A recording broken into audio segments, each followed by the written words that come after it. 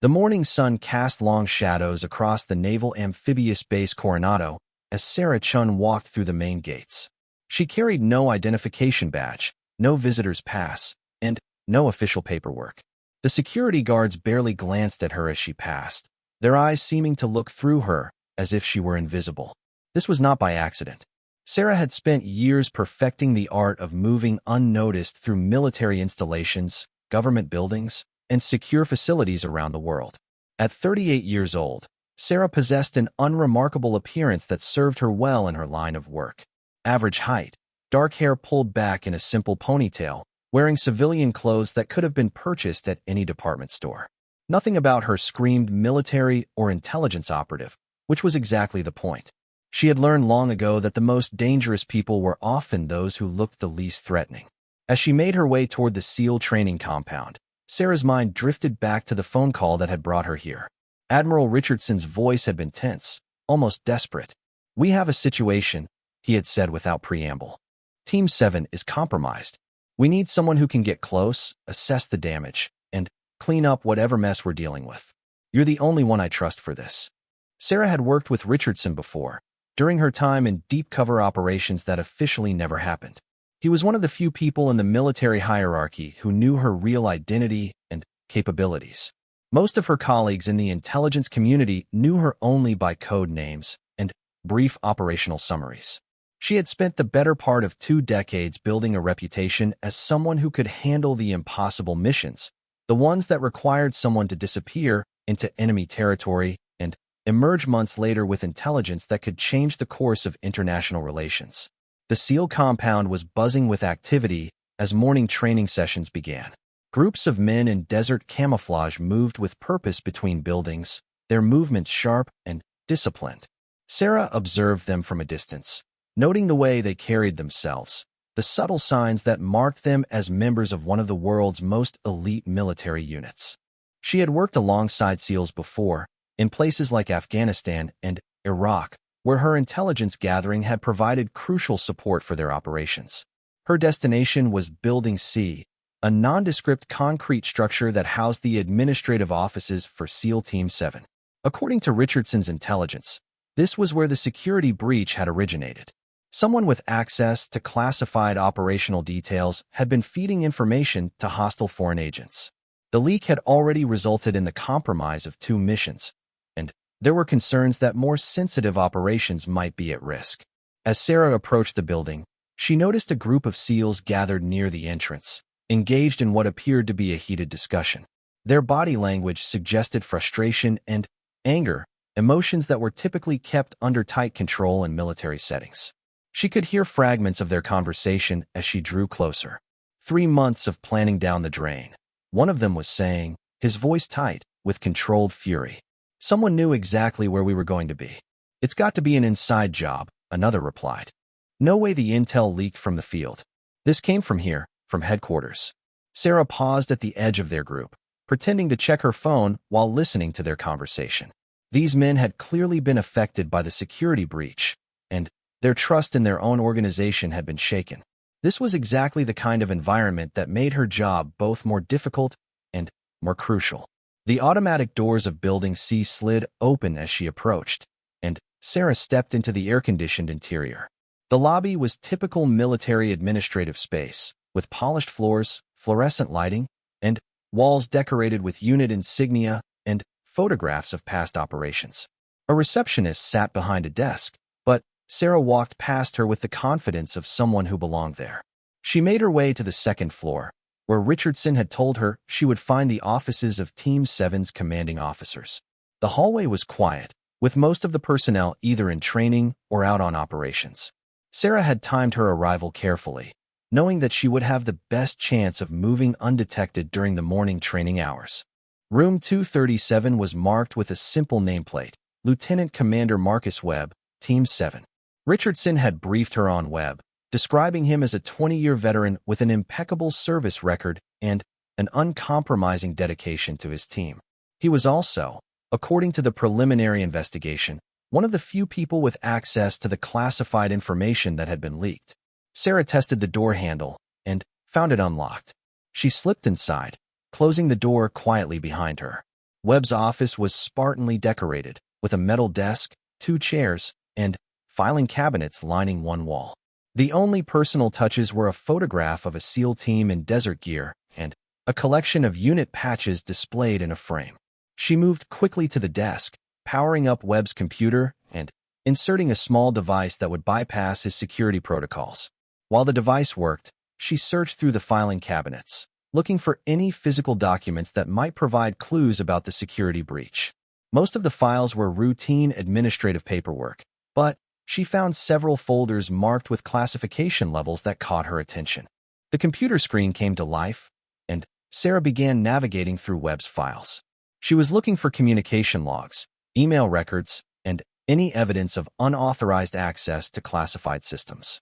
Her fingers moved quickly across the keyboard, years of experience allowing her to extract information efficiently while leaving minimal traces of her presence. What she found in Webb's email archive made her pause. There were several messages to and from addresses that she didn't recognize, with timestamps that corresponded to the suspected leak dates. The messages themselves appeared to be routine military business, but Sarah had been trained to look beyond the obvious. She copied the emails to a secure drive for later analysis. A sound in the hallway made her freeze. Footsteps were approaching, and they had the measured cadence of someone in military boots. Sarah quickly shut down the computer, retrieved her device, and moved to the window. The footsteps paused outside the door, and she heard the faint sound of someone testing the door handle. The window overlooked a courtyard, with a drop of about 12 feet to a landscaped area below. Sarah had made more difficult exits in her career. She opened the window quietly and slipped out, lowering herself by her fingertips before dropping silently to the ground below. From her position in the courtyard, she could see into several windows of the building. In one of them, she spotted Lieutenant Commander Webb entering his office. He was a tall man with graying hair and the weathered face of someone who had spent years in harsh environments. He moved to his desk immediately, his hand going to the computer mouse. Sarah could see his frown deepen as he examined the screen, clearly noticing that something was different about his system. She needed to get closer to Webb, to observe his behavior and determine whether he was the source of the leak or simply another victim of the security breach. But first, she had to establish her cover within the base. Richardson had arranged for her to be given temporary quarters in the visiting officers section, but she needed a reason to be around Team 7's operations. The solution came to her as she watched a group of SEALs conducting combat training in a nearby field. She would pose as a military contractor, brought in to assess training protocols and operational efficiency. It was a cover that would give her access to personnel and facilities while explaining her presence to anyone who questioned it. As Sarah made her way toward the temporary quarters, she reflected on what she had learned so far. The security breach was real, and it was having a significant impact on SEAL operations. The emails she had copied from Webb's computer would need careful analysis, but they suggested that the leak might be more sophisticated than a simple case of someone selling secrets for money. Her phone buzzed with a text message from Richardson. Situation escalating. Foreign agents may be planning direct action against base. Need your assessment ASAP. Sarah quickened her pace. What had started as a routine investigation into a security leak was becoming something much more dangerous. If hostile agents were planning an attack on the base, then everyone here, including some of the most elite warriors in the American military, was at risk. She reached her temporary quarters and quickly changed into more appropriate clothing for her cover identity. Military contractors typically dressed in a style that was professional but not quite civilian, and Sarah selected clothes that would help her blend in with that demographic. She also prepared her fake credentials, documents that had been crafted by the same intelligence services that had trained her in the art of deep cover operations. As she prepared for the next phase of her mission, Sarah couldn't shake the feeling that she was walking into something much larger than a simple security breach. The way the SEALs had been talking, the timing of the leaks, and Richardson's obvious concern all pointed to a more complex threat. Her years of experience had taught her to trust her instincts, and right now those instincts were telling her that Naval Amphibious Base Coronado was about to become a battleground. The only question was whether she could identify the real threat before it was too late. The afternoon sun was beginning its descent toward the Pacific horizon as Sarah left her quarters and headed back toward the SEAL compound. She had work to do, and time was running out. Sarah spent the rest of the afternoon establishing her cover identity as Dr.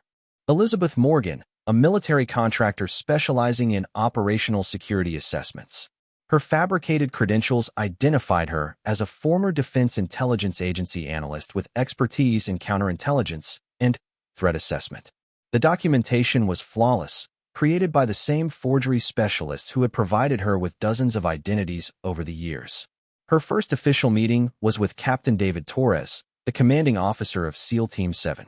Torres was a compact man in his mid-40s, with intelligent eyes that seemed to take in every detail of his surroundings. Sarah had researched his background extensively during her preparation.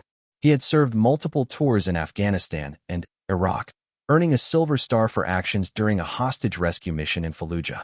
His reputation within the SEAL community was that of a leader who put his men's safety above everything else, including his own career advancement. The meeting took place in a secure conference room in Building C, the same structure where Sarah had conducted her unauthorized search of Webb's office earlier that day. Torres sat across from her at a polished wooden table, with folders containing classified operational summaries spread between them. Dr. Morgan, Torres began, his voice carrying the authority of someone accustomed to command. Admiral Richardson tells me you're here to help us identify and plug the security leak that's been compromising our operations. I have to tell you, this situation has my team on edge. These men trust each other with their lives every day, and the idea that someone might be betraying that trust is eating them alive. Sarah nodded, maintaining the professional demeanor of her cover identity. Captain, I understand the sensitivity of this situation. My role is to conduct a comprehensive assessment of your security protocols and identify any vulnerabilities that might have been exploited. I'll need to interview key personnel, review communication logs, and observe your operational procedures. Torres leaned back in his chair, studying her with the same intensity he might apply to evaluating a potential threat in hostile territory. With respect, Doctor, my men have been through enough scrutiny already. Internal Affairs has been crawling all over this base for weeks, treating my SEALs like suspects instead of the patriots they are. What makes you think you'll find something they missed? This was the critical moment in establishing her credibility. Sarah had anticipated this challenge and prepared her response carefully. Captain, I'm not here to second-guess the work that's already been done, but sometimes an outside perspective can identify patterns that might not be obvious to investigators who are too close to the situation. My background in foreign intelligence operations has shown me that security breaches often involve more sophisticated methods than simple bribery or blackmail. She opened her briefcase and removed a tablet computer, pulling up a presentation she had prepared during her flight to San Diego. The slides showed statistical analyses of security breaches in military units, with particular emphasis on the methods used by foreign intelligence services to compromise classified information. In my experience, Sarah continued, the most effective intelligence operations are those that leave their targets unaware they've been compromised. Your people might not even realize they're being manipulated. Torres studied the information on her tablet, his expression growing more serious as he absorbed the implications of what she was showing him. You're talking about some kind of sophisticated psychological operation. Exactly. The kind of thing that requires extensive planning and resources. This isn't the work of someone who decided to make a quick profit by selling secrets. Someone has invested significant time and effort into penetrating your unit's security. The captain's phone buzzed with an incoming message, and his expression darkened as he read it. We've got another problem. Intelligence just intercepted communications suggesting that foreign operatives may be planning some kind of direct action against this base. Admiral Richardson wants all team leaders in an emergency briefing in 1 hour. Sarah felt a chill run down her spine. The situation was escalating exactly as she had feared. Captain, if hostile agents are planning an attack, it means they believe they have sufficient intelligence about your defenses and procedures to succeed. This security leak isn't just compromising individual missions anymore. It's threatening the safety of everyone on this base. Torres stood up, his military training taking over as he processed this new threat. Doctor, I need you to accelerate your assessment. If someone is feeding information to people who want to attack us, we need to identify them before they can do any more damage. Sarah gathered her materials quickly, maintaining her cover while her mind raced through the implications of what she had learned. An attack on a heavily fortified naval base would require detailed intelligence about security protocols, guard rotations, and defensive positions. The kind of information that could only come from someone with high-level access. As they left the conference room, Sarah noticed Lieutenant Commander Webb walking down the hallway toward them. This was her first opportunity to observe him in person, and she studied his body language and demeanor carefully. Webb appeared tense, his usual military bearings slightly compromised by what looked like stress and fatigue. "Commander Webb," Torres called out, "join us for the emergency briefing. Dr. Morgan here is conducting the security assessment Admiral Richardson ordered." Webb's eyes focused on Sarah with an intensity that made her momentarily uncomfortable. There was something in his expression that suggested recognition, though she was certain they had never met. "Doctor," he said, extending his hand, "Marcus Webb. I understand you're here to help us figure out who's been selling us out." Sarah shook his hand, noting that his grip was firm but his palm was slightly damp with perspiration. "That's right, Commander. I'll need to interview all personnel with access to the compromised information. Would you be available later today?" "Of course," Webb replied. But Sarah detected a slight hesitation before he answered. "Whatever you need to catch this bastard." The emergency briefing took place in the base's Secure Operations Center, a windowless room filled with computer monitors, communication equipment, and detailed maps of the surrounding area.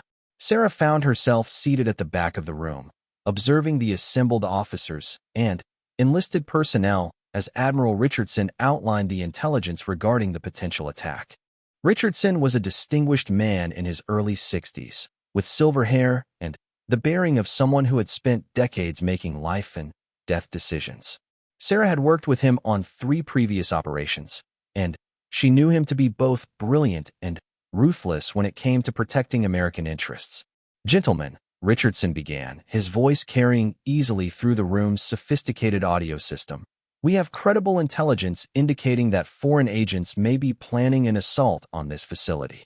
The attack could come within the next 48 hours, and we must assume that our opponents have detailed knowledge of our defensive capabilities and procedures." A murmur of concern rippled through the assembled personnel. These were men accustomed to being the ones conducting surprise attacks, not defending against them. The psychological impact of being targeted on their home base was clearly unsettling. "Our primary suspect is a well-funded cell of operatives with connections to hostile foreign intelligence services," Richardson continued. "They've been gathering information about this base for months, possibly longer. The security leak that's been compromising your operations is directly connected to this threat." Captain Torres raised his hand. "Admiral, what kind of assault are we looking at? Direct military action, or something more subtle like a terrorist attack?" Richardson's expression grew grimmer. "Intelligence suggests they're planning a coordinated attack designed to inflict maximum casualties and capture or kill key personnel. They want to send a message about America's vulnerability, and they've chosen this base because of its symbolic importance to our special operations capabilities." Sarah felt her heart rate increase as she processed this information. An attack on a SEAL base would be an act of war, regardless of who carried it out. The fact that foreign agents were willing to risk such an escalation suggested that they believed the potential gains outweighed the risks. That kind of calculation usually meant they had access to information that gave them confidence in their chances of success. As the briefing continued, Sarah observed the reactions of the various officers in the room. Most displayed the controlled professionalism she expected from elite military personnel, but she noticed subtle signs of stress and concern. Lieutenant Commander Webb, in particular, seemed more agitated than the others, frequently checking his watch and shifting in his seat. When the briefing concluded, Richardson announced that the base would be placed on high alert, with increased security measures and modified operational protocols. All personnel would be restricted to essential duties, and all leave would be canceled until the threat was neutralized. As the officers filed out of the room, Sarah approached Richardson. They had worked together long enough that she could speak to him with unusual directness. "Admiral, I need access to all communication logs and personnel files for Team 7. And I need it tonight. If we're looking at an attack within 48 hours, we can't afford to conduct a conventional investigation. Richardson nodded, understanding the urgency of the situation. Done. I'll have everything transferred to a secure terminal in your quarters. But, Sarah, he paused, using her real name quietly, be careful. If our suspicions are correct, the person responsible for this leak is someone who's been trusted with some of our most sensitive secrets. They won't hesitate to eliminate anyone who gets too close to the truth. Sarah left the operations center with her mind focused on the task ahead. She had 48 hours to identify a traitor, prevent an attack, and protect the lives of some of America's most elite warriors. The pressure was enormous, but she had faced similar challenges before. The difference this time was that the stakes seemed higher than ever. As she walked back toward her quarters, Sarah noticed that the base's security posture had already begun to change. Additional guards were posted at key checkpoints, and patrol vehicles moved with increased frequency along the perimeter roads. The entire facility was transforming into a fortress, preparing for a siege that everyone hoped would never come. But Sarah knew from experience that hope alone wouldn't be enough to stop determined enemies. She needed to find the traitor, and she needed to find them fast. Because if the intelligence was correct, the next 48 hours would determine whether Naval Amphibious Base Coronado would remain a symbol of American military might or become a monument to the price of betrayal. Sarah spent the night analyzing the communication logs and personnel files that Admiral Richardson had provided. The secure terminal in her quarters displayed thousands of emails, phone records, and digital communications spanning the past 6 months. She used sophisticated analysis software to identify patterns and anomalies that might indicate unauthorized information sharing. What she discovered was both more complex and more dangerous than she had anticipated. The security breach wasn't the work of a single traitor selling secrets for money. Instead, the evidence pointed to a carefully orchestrated intelligence operation that had been in development for over a year. Multiple personnel had been compromised through various methods, creating a network of unwitting accomplices who were feeding information to hostile agents. The operation showed hallmarks of a professional foreign intelligence service, with sophisticated techniques designed to avoid detection. Rather than bribing or blackmailing military personnel, the enemy had used more subtle methods. False flag recruitments, where potential targets believed they were helping friendly intelligence agencies. Romantic entanglements with attractive operatives who gradually extracted sensitive information. Even elaborate financial schemes that made targets appear to be legitimate business partners with foreign companies. As dawn broke over the Pacific, Sarah had identified at least 5 members of SEAL Team 7 who had been compromised to varying degrees. Lieutenant Commander Webb was among them, but he wasn't the primary target. The real prize was Master Chief Petty Officer Robert Chun, a veteran communications specialist who had access to virtually every classified system on the base. Chin's compromise had been particularly sophisticated. He had been approached online by someone claiming to represent a veteran support organization. Over several months, this person had built a relationship with Chun, eventually convincing him to participate in what was presented as a legitimate study of military communication protocols. Chun had unknowingly provided detailed information about security procedures, encryption methods, and communication schedules. Sarah cross-referenced Chin's communications with the timing of the compromised missions and found perfect correlation. Every leak could be traced back to information that Chun had access to and had shared with his supposed civilian contact. The man was a victim, not a villain, but his unwitting cooperation had put countless lives at risk. Her analysis was interrupted by an urgent knock at her door. Sarah quickly secured her computer and answered to find Captain Torres standing in the hallway, his expression grave. "Dr. Morgan, we've got a situation. Master Chief Chin didn't report for duty this morning, and his quarters are empty. His car is still in the parking lot, but there's no sign of him anywhere on base." Sarah felt a chill of dread. If Chun had been taken or eliminated by his handlers, it could mean that the planned attack was imminent. "Captain, when was he last seen?" "Yesterday evening, around 2100 hours. He was supposed to be on duty in the communications center starting at 0600 today. His relief arrived to find his post abandoned." Sarah grabbed her jacket and followed Torres toward the communications center. As they walked, she made a decision that would blow her cover, but might be necessary to save lives. Captain, I need to tell you something. My real name isn't Elizabeth Morgan, and I'm not a contractor. I'm a deep cover intelligence operative, and I've been investigating this security breach for Admiral Richardson. Master Chief Chen isn't a traitor. He's a victim who's been manipulated by foreign agents, and his disappearance means we're running out of time. Torres stopped walking and stared at her with a mixture of anger and confusion. You've been lying to me and my men? Who the hell are you really?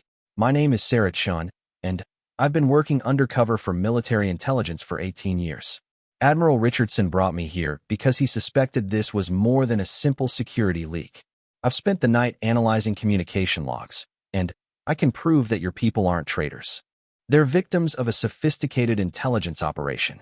Torres studied her face, his trained instincts evaluating whether to trust her revelation. Prove it. Sarah pulled out her secure phone and placed a call to Admiral Richardson. When he answered, she put the call on speaker. Admiral, this is Sarah. I'm with Captain Torres, and I need you to confirm my identity and mission parameters. Richardson's voice came through clearly. Captain Torres, the woman you know as Dr. Morgan is actually Agent Sarah Chun, one of our most experienced deep cover operatives. She has my complete authority to investigate this security breach and coordinate our response to the threatened attack. I should have briefed you from the beginning, but the operational security requirements made that impossible. Torres looked at Sarah with new understanding. Agent Chun, what do you need from me and my team? First, we need to find Master Chief Chun. He's either been taken by the people who've been manipulating him, or he's gone into hiding because he's figured out what's been happening. Either way, his knowledge of our communication systems makes him a critical asset or a serious liability. They reached the communications center, where Sarah was able to access Chen's workstation and review his recent activities. What she found confirmed her worst fears. In the hours before his disappearance, Chen had received several encrypted messages that appeared to be routine technical updates. However, Sarah's analysis revealed that these messages contained hidden instructions, directing Chen to disable specific security protocols and provide access to classified communication channels. Captain, Sarah said urgently, these messages were sent last night. They're instructions for Chun to compromise our communication security in preparation for an attack. If he followed these orders, the base's defensive coordination could be completely compromised. Torres immediately called for his senior communications personnel, and within minutes the center was filled with technicians working to assess and repair any damage to their systems. What they discovered was sobering. Multiple security protocols had been modified, encryption keys had been copied, and several backup communication systems had been disabled. How long would it take to repair this damage? Sarah asked the senior technician. At least 12 hours to fully restore all systems, ma'am. And that's assuming we can identify all the changes that were made. Torres's expression was grim. 12 hours is too long. If they're planning to attack today, we'll be fighting blind and deaf. Sarah's mind raced through the tactical implications. An attack on a military base required precise timing and coordination. The enemy would need to neutralize defensive systems, overcome security forces, and accomplish their objectives before reinforcements could arrive. With the communication systems compromised, the base's ability to coordinate a defense would be severely limited. Her phone rang, and she saw Admiral Richardson's number on the display. Admiral, Sarah, we've got multiple indicators suggesting the attack will begin within the next 6 hours. Satellite imagery shows unusual vehicle movement in the area, and electronic surveillance has detected increased communication activity on frequencies associated with hostile intelligence services. You need to find Chun and determine exactly what information he's provided to his handlers. Sarah looked at Torres. Captain, I need your permission to interrogate your people using methods that might not be entirely conventional. We're out of time for gentle questioning. Torres didn't hesitate. Whatever you need to do, Agent Chun. These men are my responsibility, and I won't let anyone harm them because I was too concerned about protocol. Sarah had already identified the other compromised personnel through her analysis of the communication logs. Lieutenant Commander Webb had been providing information about operational schedules. Petty Officer Davis had unknowingly shared details about security procedures. Seaman Rodriguez had been manipulated into revealing guard rotation patterns. Each man believed he was helping legitimate authorities or participating in approved security assessments. The interrogations were conducted quickly and efficiently. Sarah had years of experience extracting information from unwilling subjects. But these men were cooperative once they understood the true nature of their situation. The pattern that emerged was consistent. Each had been approached by someone claiming to represent friendly intelligence agencies or veteran support organizations, and each had gradually been convinced to share information that seemed harmless but was actually crucial to planning an attack. By mid-afternoon, Sarah had assembled a complete picture of the enemy's intelligence-gathering operation. They knew the base's security protocols, guard schedules, communication procedures, and defensive capabilities. They had detailed maps of the facility and knew the locations of key personnel and sensitive equipment. Most importantly, they had real-time access to the communication systems through the modifications Chun had made before his disappearance. "Captain," Sarah said as she concluded her briefings, "we're facing a coordinated assault by a well-informed and professional enemy force. They've been planning this for over a year, and they have every advantage except one." Torres looked at her expectantly. "What's that?" "They don't know that we figured out their plan. As far as they're concerned, their intelligence network is still intact, and their communication access is undetected. We can use that against them." Sarah outlined her plan for turning the enemy's advantages into weaknesses. By feeding false information through the compromised communication channels, they could mislead the attackers about defensive positions and response procedures. By maintaining the appearance that their intelligence network was still functioning, they could lure the enemy into a trap. But first, they needed to find Master Chief Chun. Whether he was a prisoner or in hiding, his knowledge of the communication systems made him either a critical asset or a dangerous liability. And with the attack expected within hours, they were running out of time to locate him. As the afternoon sun began its descent toward the Pacific horizon, Sarah prepared for what might be the most challenging mission of her career. She had identified the enemy's plan and capabilities, but now she had to help defend against an attack by people who knew almost as much about the base's defenses as she did.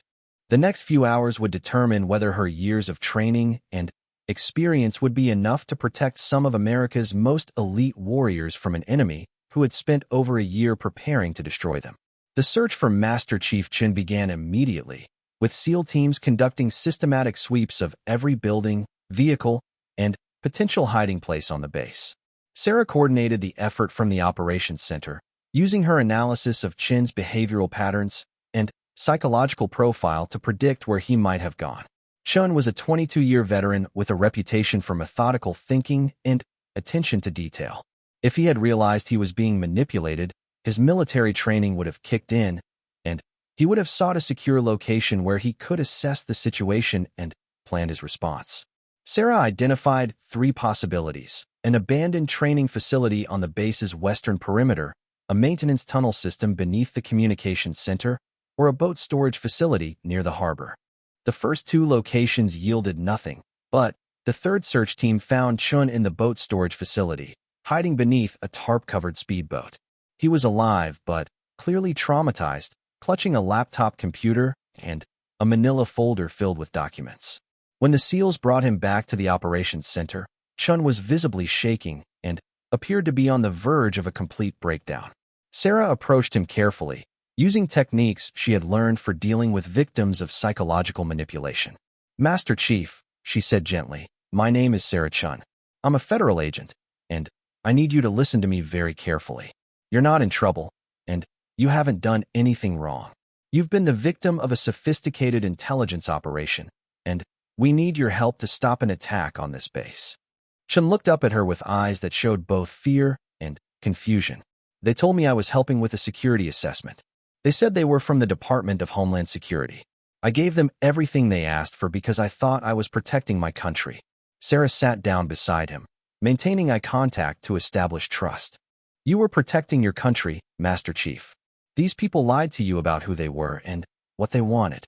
But right now, we need to focus on stopping them from hurting the people you've served with for so many years." Chun opened the laptop he had been clutching and showed Sarah the screen. "Last night, I received these messages that seemed strange. The technical requirements didn't make sense for a legitimate security assessment. That's when I started to realize that something was wrong. I tried to undo the changes I had made to the communication systems, but I think I made things worse. Sarah examined the laptop and found that Chun had actually done more good than harm. In his attempt to reverse the system modifications, he had created a detailed log of every change he had made at his handler's direction.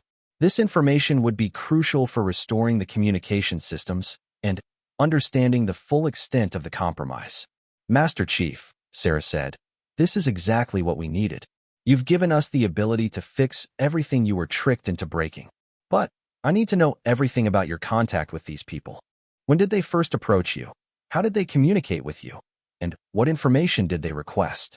Over the next hour, Chen provided a complete account of his manipulation by the foreign agents. The operation had begun more than a year earlier, with an approach through a veteran support forum on social media. The initial contact had been casual, just someone expressing appreciation for Chen's service and asking general questions about military life. Gradually, the relationship had developed into something more substantial. The person, who claimed to be a former Marine working for the Department of Homeland Security, had convinced Chen to participate in what was presented as a classified study of military communication vulnerabilities. Chen had been told that his cooperation was helping to strengthen national security by identifying weaknesses that could be exploited by hostile forces. The requests for information had been carefully calibrated to avoid triggering Chen's security training. Instead of asking for specific classified details, his handler had requested general information about communication procedures, security protocols, and operational schedules. Each piece of information seemed harmless by itself, but collectively, they provided a comprehensive picture of the base's defensive capabilities. Sarah realized that Chen's case was probably just one part of a much larger intelligence operation. The sophistication and patience demonstrated by his handlers suggested that similar operations were likely underway at other military installations. The attack on Naval Amphibious Base Coronado might be intended as a demonstration of the enemy's capabilities, designed to show how thoroughly they had penetrated American military security. While Chun was being debriefed, Captain Torres had been working with his senior personnel to prepare the base's defenses. The communication systems had been partially restored, and defensive positions had been reinforced with additional personnel and equipment. However, the enemy's detailed knowledge of the base's layout and procedures meant that conventional defensive strategies might not be effective. Sarah proposed a different approach. Captain, these people have spent over a year learning everything about how this base normally operates. They're expecting us to respond according to standard military doctrine. But what if we don't give them what they're expecting? Torres looked intrigued. What are you suggesting? We use their intelligence against them. We let them think their communication access is still working, and we feed them false information about our defensive positions and response plans. When they attack, they'll be expecting to find our forces in the wrong places and using the wrong tactics. Sarah outlined a deception plan that would require precise timing and coordination. The base's communication specialists would send false reports through the compromised channels, indicating that key defensive positions had been moved and that response teams were being deployed to incorrect locations. Meanwhile, the actual defensive forces would be positioned to create a trap for the attacking forces. The plan required the cooperation of every person on the base, from the commanding officers to the lowest-ranking enlisted personnel. Sarah briefed the key personnel on their roles, emphasizing that the success of the operation depended on maintaining the illusion that the enemy's intelligence network was still intact. As evening approached, satellite surveillance detected the movement of several vehicles toward the base. Electronic intercepts revealed increased communication activity on frequencies associated with hostile intelligence services. The attack was beginning. Sarah positioned herself in the operations center, where she could monitor the incoming intelligence and coordinate the base's response. Captain Torres took command of the defensive forces, deploying his SEALs to positions that would allow them to respond rapidly to threats while remaining concealed from the enemy's observation. The first indication of the attack came at 2,147 hours, when perimeter sensors detected movement along the base's eastern fence line. Sarah immediately activated the deception plan, sending false communications through the compromised channels indicating that the main defensive force was responding to the eastern perimeter. In reality, the majority of the SEAL teams were positioned to cover the western and southern approaches, where intelligence suggested the real attack would come. The enemy's plan unfolded exactly as Sarah had predicted. A small diversionary force attacked the eastern perimeter, drawing the apparent attention of the base's defenders. Meanwhile, the main assault force approached from the west, using boats to cross the harbor and land on the base's waterfront. They moved with the confidence of people who believed they knew exactly where their opponents would be positioned. What they found instead was a carefully orchestrated ambush. The SEAL teams had positioned themselves to create overlapping fields of fire that covered every possible approach route. When the assault force emerged from their landing craft, they walked directly into a trap that had been designed specifically for them. The battle was brief, but intense. The attacking forces were well-trained and heavily armed, but they were fighting on unfamiliar ground against opponents who knew every inch of the terrain. The SEALs' tactical advantage was overwhelming, and within 30 minutes the threat had been neutralized. Sarah watched the action unfold from the operations center, coordinating intelligence and ensuring that the base's communication systems remained secure. As the last of the attacking forces were either captured or eliminated, she felt a mixture of relief and satisfaction. The plan had worked exactly as intended. In the aftermath of the attack, the full scope of the enemy intelligence operation became clear. The captured attackers were found to be carrying detailed maps of the base, photographs of key personnel, and communication equipment that would have allowed them to monitor the defenders' radio traffic during the assault. They had been preparing for this attack for months, gathering intelligence and rehearsing their tactics. Admiral Richardson arrived at the base the following morning to conduct a full debriefing and assess the damage. He met with Sarah in private to discuss the implications of what they had discovered. "This operation was more sophisticated than anything we've seen before," Richardson said. "The patience and resources required to conduct this kind of long-term intelligence gathering suggest that we're dealing with a state-sponsored threat, not a terrorist organization or criminal group." Sarah nodded in agreement. The techniques they used to compromise our personnel were extremely sophisticated. They didn't rely on traditional methods like bribery or blackmail. Instead, they used psychological manipulation and false flag operations to convince our people that they were helping legitimate authorities. Richardson's expression was grave. If they were willing to risk a direct attack on a SEAL base, it means they believe the potential gains justify the risks. We need to assume that similar operations are underway at other installations. The investigation into the attack continued for several weeks, with Sarah working alongside FBI counterintelligence specialists to identify and neutralize the broader intelligence network. They discovered evidence of similar operations at military bases across the country, all following the same sophisticated pattern of long-term infiltration and manipulation. Master Chief Chun was eventually cleared of any wrongdoing and returned to duty after receiving counseling and additional security training. The other compromised personnel were similarly exonerated and given support to help them cope with the psychological impact of being manipulated by hostile agents. For Sarah, the operation represented both a success and a sobering reminder of the evolving threats facing American military installations. The enemy had demonstrated a level of sophistication and patience that required new defensive strategies and enhanced security protocols. As she prepared to leave Naval Amphibious Base Coronado and return to her next assignment, Sarah reflected on the lessons learned from this experience. The most important discovery was that the greatest threats to military security might not come from obvious enemies armed with traditional weapons. Instead, the most dangerous opponents were those who understood how to exploit human psychology and institutional trust to turn America's own people into unwitting accomplices. Standing on the base's main pier, watching the sun set over the Pacific Ocean, Sarah thought about the SEALs who had stood at attention when she had finally revealed her true identity during the post-operation briefing. Their respect hadn't been for her rank or credentials, but for her willingness to put herself at risk to protect them and their mission. It was that respect, earned through shared danger and mutual trust, that made all the challenges and sacrifices of her undercover career worthwhile. In a world where enemies could appear as friends and Threats could come from unexpected directions. The bonds formed between people who fought together for a common cause remained the most reliable defense against those who sought to destroy everything they had sworn to protect.